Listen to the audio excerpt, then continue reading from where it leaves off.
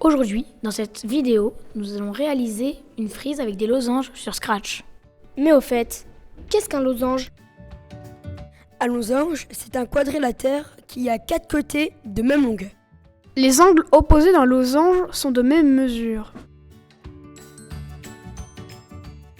Comme d'habitude, nous mettons quand drapeau vert est cliqué. Puis, nous mettons la brique cachée pour que le lutin ne se voit pas. Dans la version 3.0 de Scratch, pour avoir le stylo, nous cliquons ici, puis ici.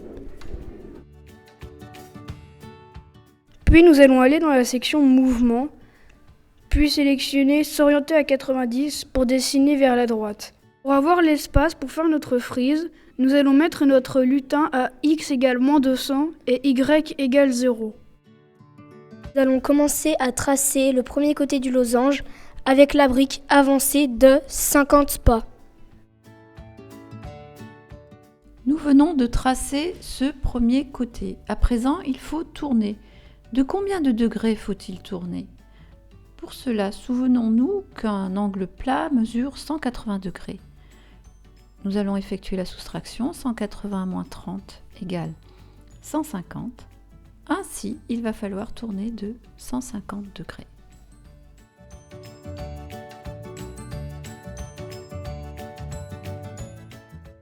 Nous avançons de 50 pour tracer le second côté. Maintenant, de combien de degrés faudra-t-il tourner? Petit récapitulatif, nous avons déjà tracé ce premier côté, puis ce second côté. Maintenant, il faut que nous tournions. De combien de degrés? L'angle plat mesure 180 degrés. Nous effectuons la soustraction 180 moins 150 et cela nous donne 30 degrés. Nous allons tourner de 30 degrés. Nous allons répéter 2 fois ces actions afin de terminer le losange. Puis il faut mettre stylo en position d'écriture au départ.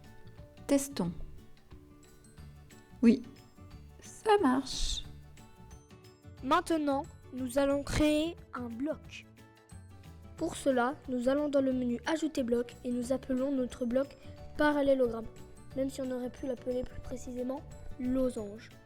De toute façon, chacun sait que tout losange est un parallélogramme. À présent, créons le bloc parallélogramme.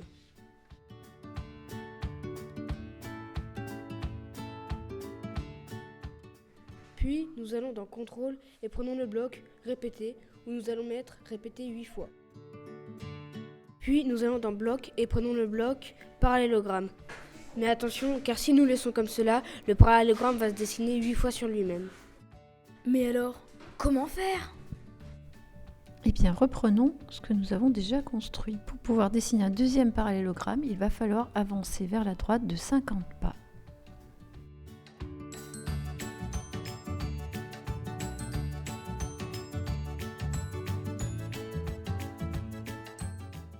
Puis nous donnons de la couleur au premier losange en fixant la couleur à bleu.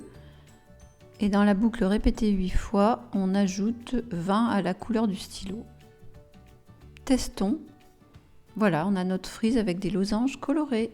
Et voilà!